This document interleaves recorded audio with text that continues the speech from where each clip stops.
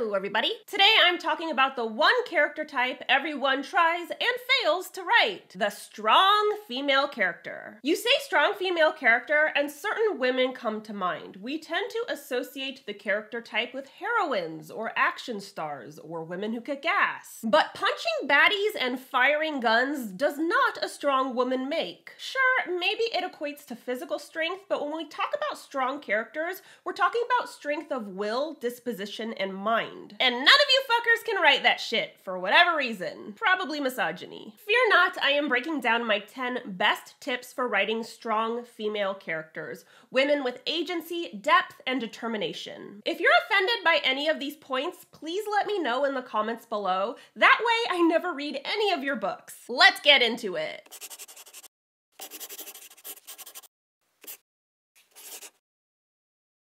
Today's topic was requested by one of my patrons over on Patreon, Correa. Correa wanted some tips on how to write a leading lady who is strong, capable, and independent, who didn't fall into all of the damsel in distress or no agency cliches, and I am happy to help. Today's video is also sponsored by the amazing folks over at MILANOTE. MILANOTE is an easy-to-use tool that allows you to organize your thoughts and ideas into visual boards. It's not the same as traditional software, which typically exists as a linear document. Instead, MILANOTE works more like a studio wall or a poster board, which makes way more sense because creativity is anything but linear. MILANOTE allows you to take your mess of ideas and move them around however you please, which is perfect for organizing your thoughts, brainstorming, and for acting as a creative hub for whatever you're working on, including your books. I literally use MILANOTE every single day. I am obsessed with this platform. I use it to plan my YouTube content, for mapping out my newsletter,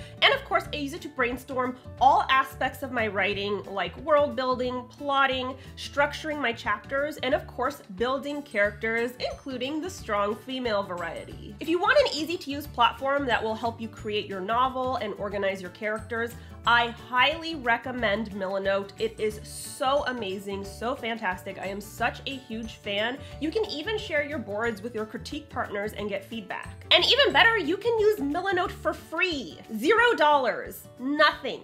No money. If you want to get started creating your characters and basically organizing your entire life, click the link below to try MILANOTE for free, and if you're super hyped about them, upgrade to their Pro subscription. That's the subscription I have, and I love it. Don't forget to subscribe to my channel. I post new videos on Wednesdays, and if you want to be alerted as soon as I upload, ring that bell. Do it. I see you thinking about it, and you should just do it. Just go for it. Consider it a Christmas gift to me, and then I will give you the gift of these videos. It's a win-win. The Savior's Champion and the Savior's Sister are available in ebook, paperback, hardback, and audiobook. They're available all over the place. I know that you are still getting gifts for your friends and family, and maybe some gifts for yourself, so why not get them, the Savior's Champion and the Savior's Sister, and get some copies for yourself too. They're great books, in my completely unbiased opinion. They're linked below. Now let's dive into my 10 best tips for creating kick-ass female characters. A quick disclaimer, I will be discussing sexual assault at point number 9, so if that is a trigger for you, just skip this part of the video. No worries, I got you. Number 1, don't write a strong female character. The demand for strong female characters has increased over the years, and you think that would lead to better quality women in fiction? Instead, it resulted in brand new formulaic writing. The strong female character has become a cliche, and it usually presents itself in the following way. 1, she's strong because she's physically strong, and you can tell because early on in her introduction, she's gonna punch someone in the face. 2, she's a tomboy of sorts. She dresses in a simpler, I woke up like this kind of way. But don't get it twisted, she's still effortlessly, conventionally beautiful. The cleavage doesn't lie. And 3, she's never scared, she never breaks, and she never expresses any vulnerability in any way. This strong female character representation doesn't work because none of this actually equates to strength. Physical strength and strength of character are completely different things. Punching people doesn't prove strength.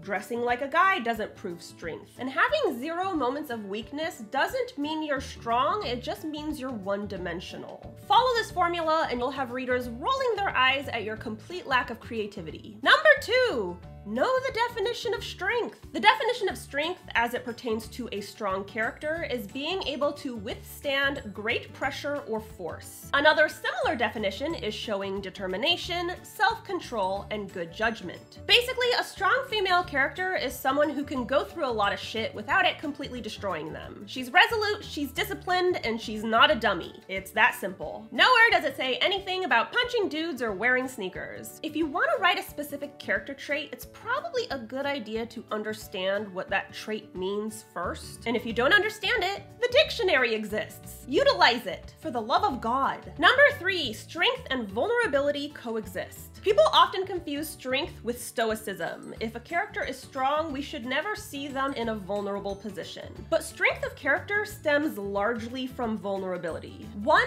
because you can't develop strength if you've never been in a vulnerable position. We become strong often by getting hurt. Injury is how thick skin forms. And 2, the ability to allow yourself to be vulnerable is in itself a strength. It's scary to put yourself out there, and facing that fear head on is a very strong thing to do. This is why it's important to give your strong female characters moments of vulnerability. These could be heartfelt conversations, raw honesty, open communication, or moments of trust. But most importantly, we need to see her struggle with the plot's conflict. Whatever she's up against, it should be extremely difficult to handle. Hell, maybe she almost fails. None of this paints her as weak. If anything, it drives her strength home even more. Readers can see the adversity, and yet she is still determined to push through. Remember, determination is key to strength, so if she is struggling but still persisting, that is one tough chick. Number 4, strength and femininity also coexist. Provided you're avoiding the strong female character cliche, it's perfectly fine if you want to make your female character a tomboy or masculine presenting in some way. It's not perfectly fine if you're doing it because you think masculinity is a requirement for strength. To associate femininity with weakness is both incorrect and fucking sexist.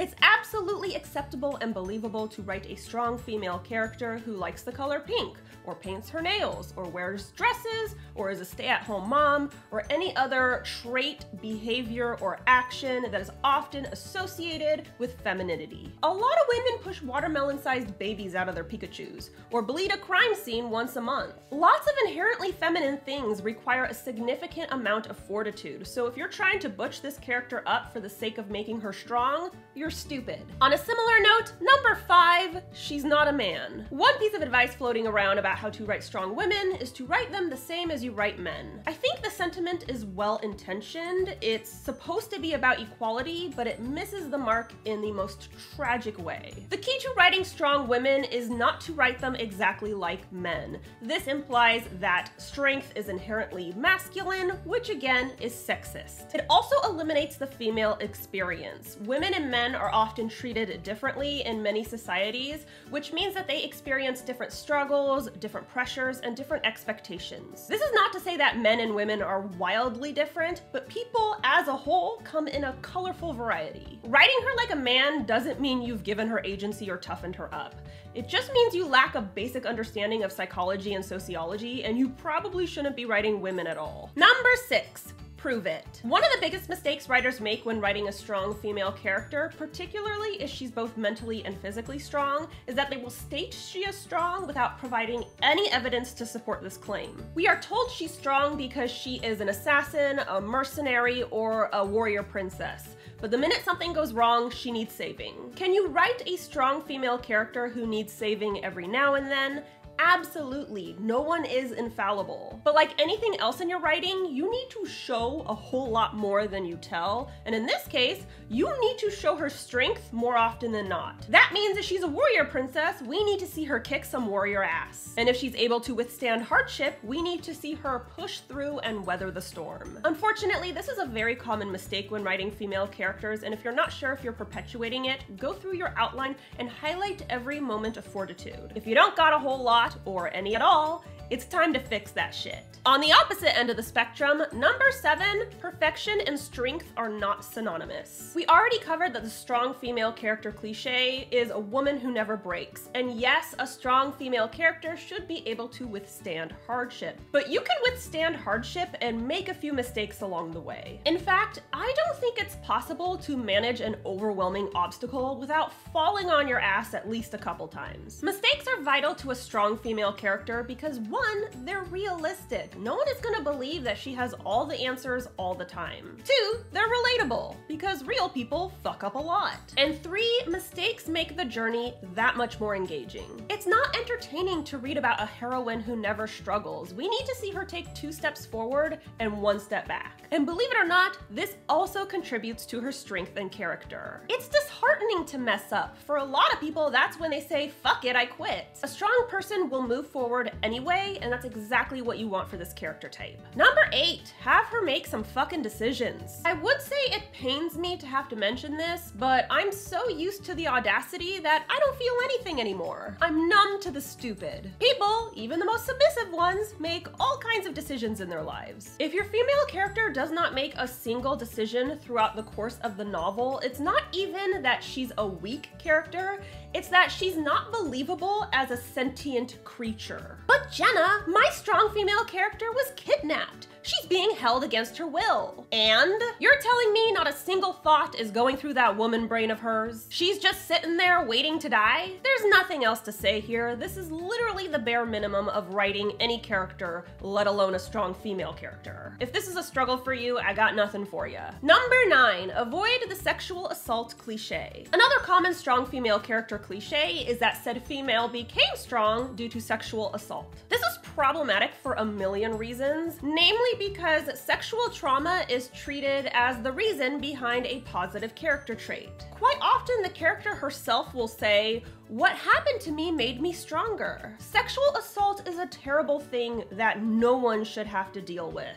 And it shouldn't be glorified as some kind of necessary step to strengthening a woman. It paints a truly horrible experience as having a silver lining, and that's fucking gross. That's not to say you can't write a female character who's also a victim of sexual assault, but let me remind you that this has been overdone and grossly misrepresented in fiction, so proceed with caution. Just don't make it the source of her phoenix moment. It trivializes a real problem, and it's super uncomfortable to read. And number 10, write more of them. There should be several strong female characters in your book, and at least a few of them should be allies. Otherwise, it's not very realistic, because strong women tend to congregate with other strong women. In a lot of fiction, namely fiction written by men, they put so much effort into writing a single strong woman that they forget that she's literally the only woman in the book. That makes complete sense. It's not like women make up over half of the world's population. I'm not asking you to create an army of strong female characters, and I'm not asking you to make every single one of your female characters a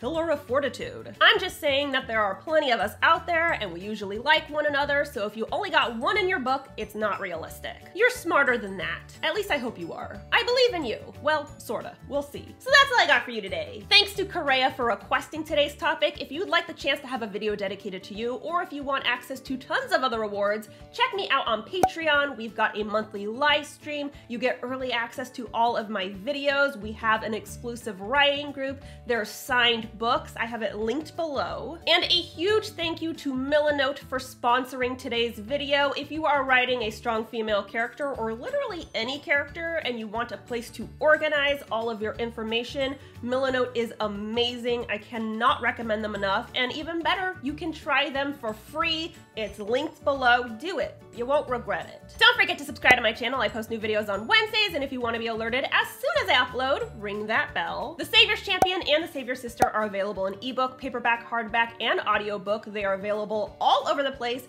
at all major retailers, so pick up a copy for you, pick up a copy for your friends, pick up a copy for your mom, pick up your copy for your dad. Just do it, okay? And be sure to follow me on social media. I'm on Instagram, Tumblr, Facebook, and BookBub, and of course you can tweet me at Jenna Moreci. Bye! It's me, Pippa! Have you subscribed to Jenna's channel yet? Oh, you must. It's so much fun. She talks about writing and heroism and romance, and sometimes she says very naughty words, but I rather enjoy it. Subscribe to her channel and ring the bell.